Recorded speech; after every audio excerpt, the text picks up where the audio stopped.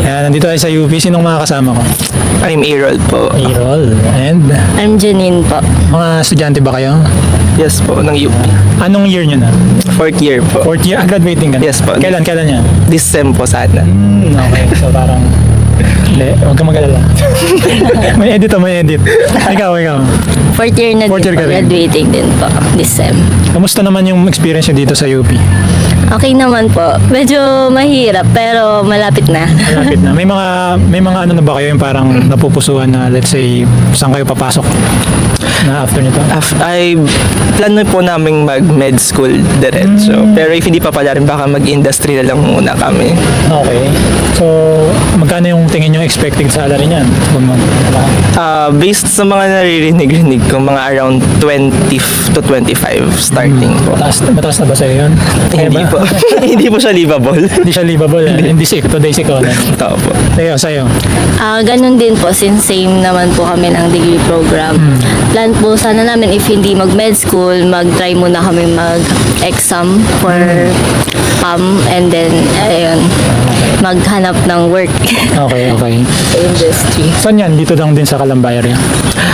Plano po ay mag-Manila na lang po muna.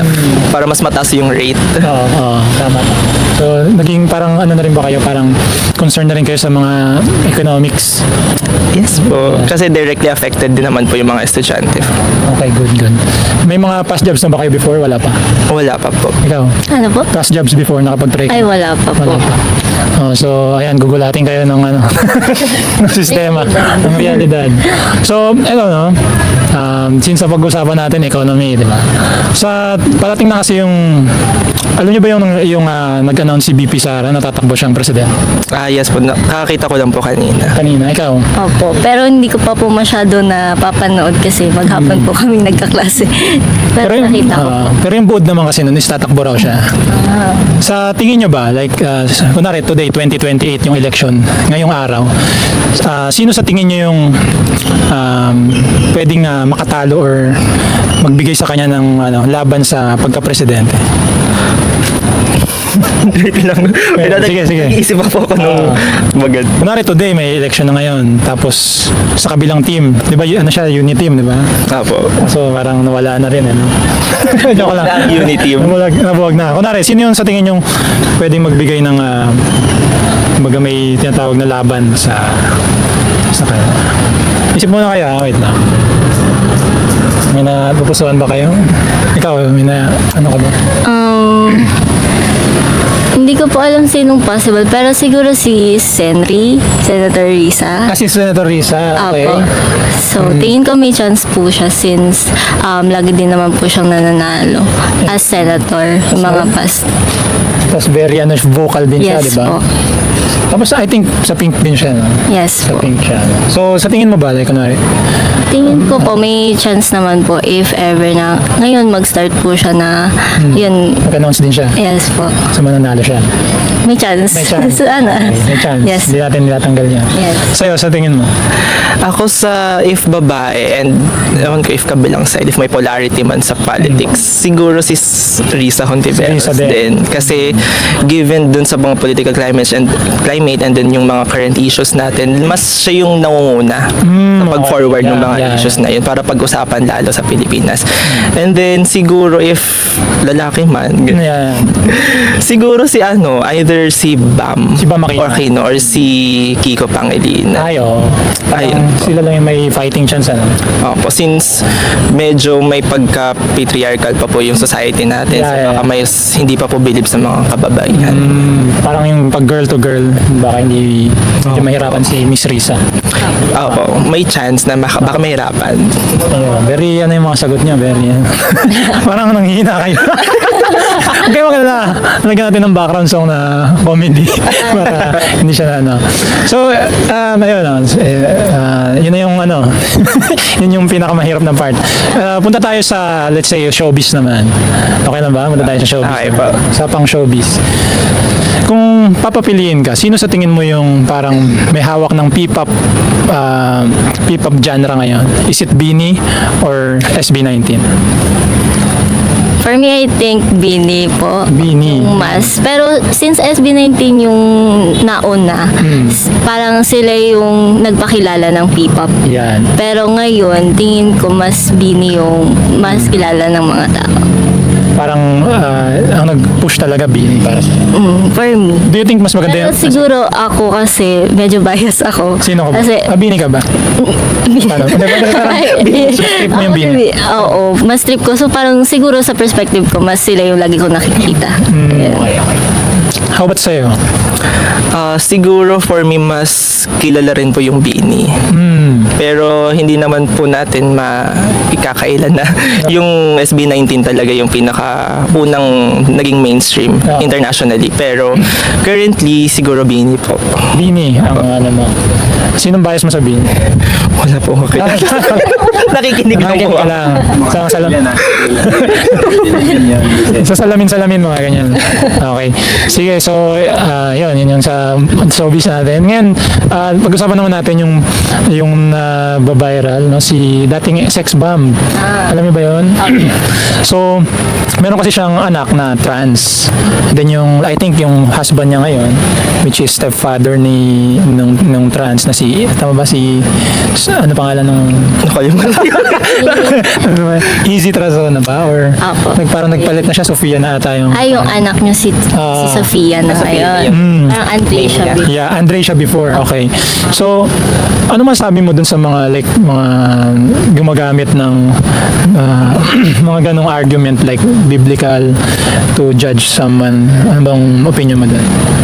For me, since may magkakaiba naman po tayong religion, dapat i-respect na lang po natin. Paniniwala ng bawat isa. And hindi naman enough yun na parang gamitin as judgment. Kasi tingin ko kahit sino namang higher being na pinapaniwalaan natin, hindi naman matutuwa kung parang ginagamit natin yung religion natin to judge other people. Yeah. So, yan. So, may message ka ba dun sa stop mo na yan. Ganun. Mga judgmental mga tatanda kasi.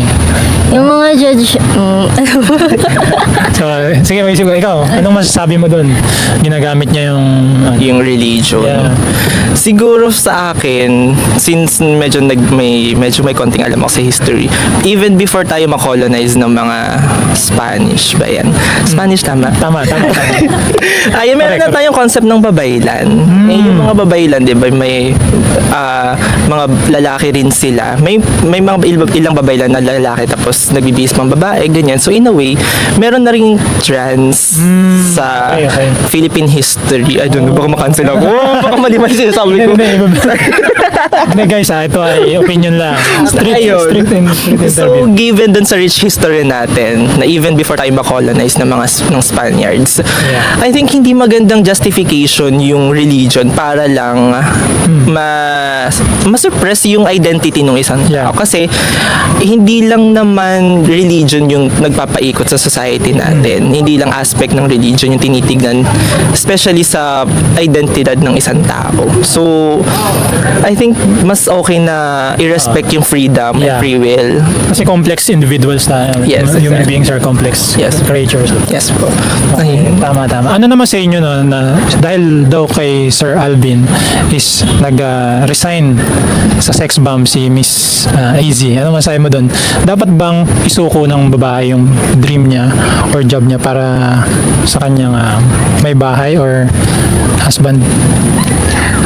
For me, since medyo modern na ngayon, tingin ko hindi na dapat. Kasi, hindi na dapat nililimit yung capabilities ng mga babae. Yeah. Kasi before, kaya medyo patriarchal, di ba?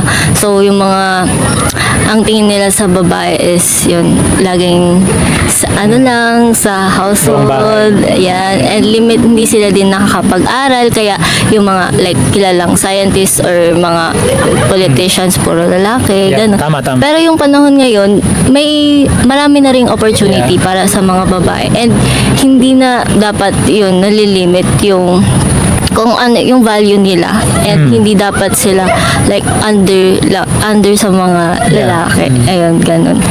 Okay, tama. Ayun, Maganda, tama naman. Maganda nung very studious. oo. And, Ganda. ayun. Okay. Tingin ko, Hindi na medyo siya modernized na kasi. Oo, modernized. Kaya nga ang pangalan ng page natin, Modern Pinoy. Yan, sige. Okay yan. Ang ganda ng sagot mo. Talagyan natin ng ano yan. Pang matalino. Ikaw sa'yo. Ako para sa akin, agree ako sa kanya na dapat hindi nakukulong yung value ng isang babae doon sa matatandang ano ba yun, kultura ng Yeah. Pilipino, yung mga patriarchal thinking, ganyan.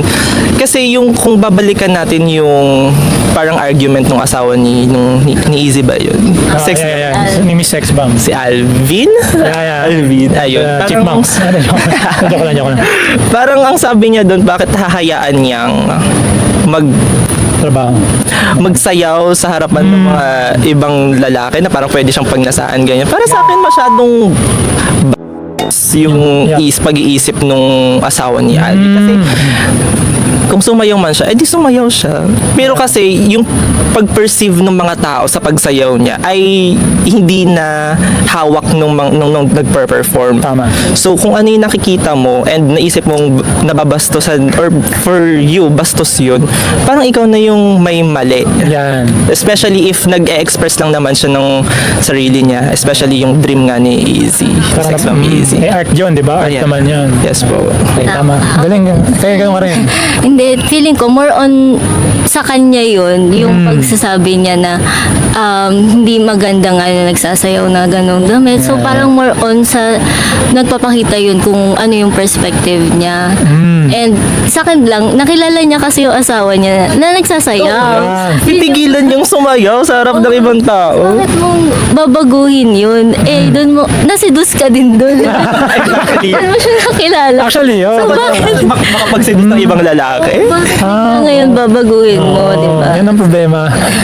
Doon niya nakilala as a dancer. Ano. Siguro na-attract kasi siya eh. Kaya, pero yan. Ayun. Ay, patay. Sorry.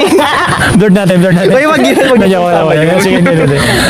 Basically, tama naman. Ito naman ay ano lang to conversation lang na between yung modern Filipinos and wala to ano.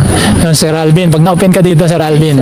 Siguro may idadagdag din Ayan. ako. Feeling ko may part din na kasalanan si Sex Bomb. Kasi hindi siya nag-stand up sa sarili niya. Parang masyado siya nagpa-box and nagpa-under dun sa asawa niya. Eh, may free will naman siya. 'Di ba? So, Successful na yung sex bomb that time. totoo na parang bakit mo pipigilan yung asawa mong mag-expand yung career just because yun. No. Sorry. Walaan nyo, starts with I. Hindi natin i-blip natin. Joke lang mo. Okay, joke lang Sir Alvin Kung gusto mo, interview ka namin. I-debate nyo itong dalawa. Kung hindi ka man Hindi, joke lang. makagraduate, ito na kaming good mo. Sige, charot lang. Again, ito ay ayan. So, yun lang naman yung interview natin. Very smooth naman ang transaction.